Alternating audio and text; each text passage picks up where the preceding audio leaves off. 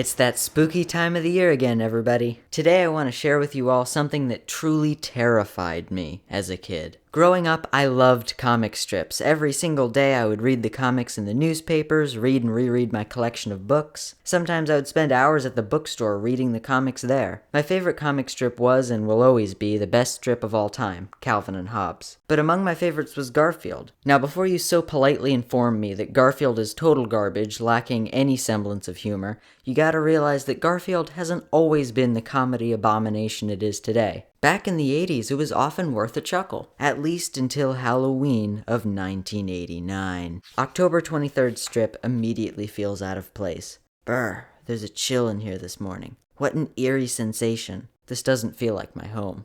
Well, that's a little spook. Yesterday's strip was about Garfield nicking when he should have greebled, and today's is dark, coarsely shaded, and has a to be continued in the place of a punchline. John? Odie? Anybody home? I'm alone.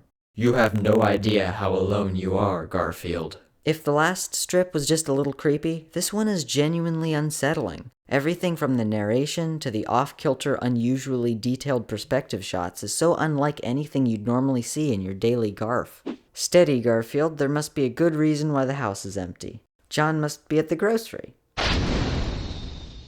What? My home has been abandoned. No one has lived here for years. But that means I haven't lived here for years. What's that?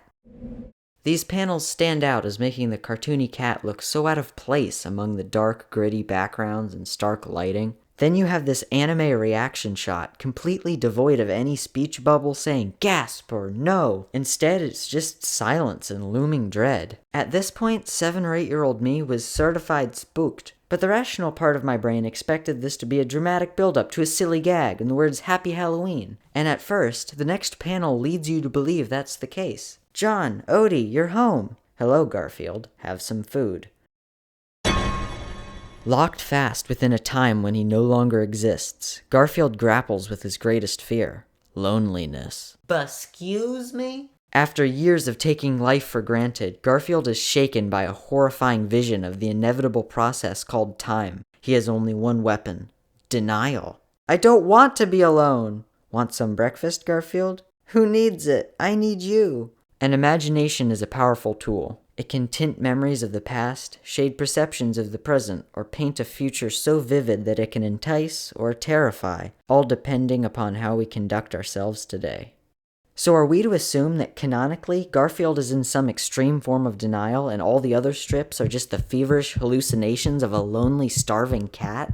Well, no. According to this guy who worked at Hallmark in 2006 and had the opportunity to ask Jim Davis, creator of Garfield, these strips are just Garfield's nightmare. But considering that Jim Davis admitted that Garfield is not supposed to be funny and is simply a bland, easily marketable brand, these series of Halloween strips are remarkably well crafted. Jim Davis said that he wanted to make something legitimately scary for Halloween that year, and I think he succeeded. Garfield's nightmare became my nightmare for weeks.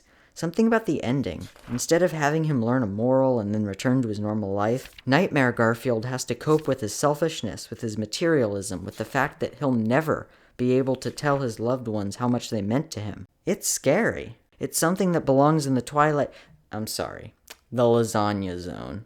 And this is just one of 3 different times Garfield has given me the spoops. This flash game on Garfield.com has a surprisingly startling screamer for a game aimed at kids.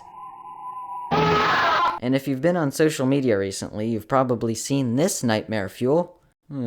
Well, that's all I got. Thanks for watching, everyone. Sleep well.